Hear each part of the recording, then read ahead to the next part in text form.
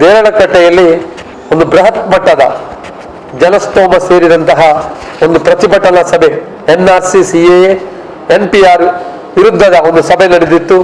ಆ ಸಭೆ ಬಹಳ ಸಾಂಗವಾಗಿ ಯಶಸ್ವಿಯಾಗಿ ನಡೆದು ಜನರ ಪ್ರೀತಿಗೆ ಪಾತ್ರವಾಗಿತ್ತು.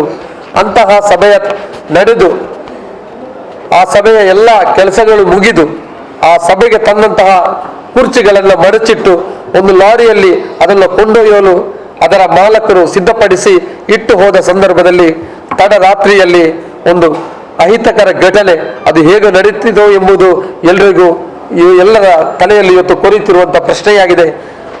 ಬೆಂಕಿಗೆ ಆಹುತಿಯಾಗಿ ಸುಮಾರು 25 ಲಕ್ಷ ರೂಪಾಯಿ ಆ ಕುರ್ಚಿಗಳ ಮತ್ತು ಆ ವಾಹನದ ಮಾಲಕರಿಗೆ ನಷ್ಟವಾಗಿದೆ.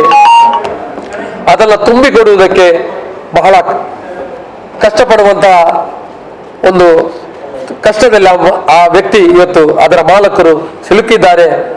ಆದ್ದರಿಂದ ಆದಷ್ಟು ಬೇಗನೆ ಕೂಡಲೇ ತಪ್ಪಿತಸ್ಥರನ್ನ ಆರೋಪಿಗಳನ್ನ ಈ ದುಷ್ಕೃತ್ಯಗಳನ್ನ ನಡೆಸಿದಂತಹ ವ್ಯಕ್ತಿಗಳನ್ನ ಮತ್ತು ಅವರ ಹಿಂದೆ ಈ ಷಡ್ಯಂತ್ರದಲ್ಲಿ ಭಾಗಿಯಾದವರನ್ನು ಕೂಡ ಪತ್ತೆ ಹಚ್ಚಿ ಜನರ ಮುಂದೆ ಅವರನ್ನ ತಂದು ಸೂಕ್ತ ಕಾನೂನು ಕ್ರಮ ಜರುಗಿಸಿಕೊಳ್ಬೇಕಾಗಿ ಪೊಲೀಸ್ ಇಲಾಖೆಯಲ್ಲಿ ನಾವು ಮನವಿ ಮಾಡ್ತಿದ್ದೇವೆ.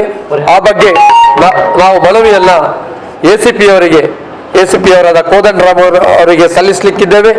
ಜೊತೆಗೆ ನಿನ್ನೆಯ ದಿವಸ ನಾವು DC ಸಾಹೇಬರಲ್ಲಿ ಈ ಬಗ್ಗೆ ಕೂಡ ಮಾತನಾಡಿದ್ದೇವೆ.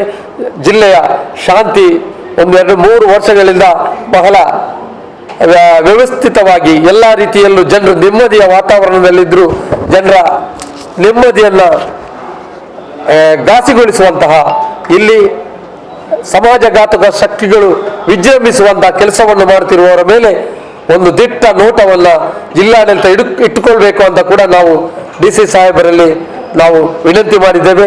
ಅವರು ಯುಕ್ತವಾಗಿ ಸ್ಪಂದಿಸಿ ಕೂಡಲೇ ಕಾನೂನು ಮತ್ತು ಶಿಸ್ತು ಪಾಲನಾ ವಿಭಾಗಕ್ಕೆ ಪೊಲೀಸ್ ಇಲಾಖೆಗೆ ಈ ಬಗ್ಗೆ ನಿರ್ದೇಶನ ಕೊಡುವುದಾಗಿ ನಮ್ಮಲ್ಲಿ ಹೇಳಿಕೊಂಡಿದ್ದಾರೆ ಅಂತ ಕೂಡ ಈ ಸಂದರ್ಭದಲ್ಲಿ ನೆನಪಿಸಲಿಕ್ಕೆ ಬಯಸ್ತೇನೆ.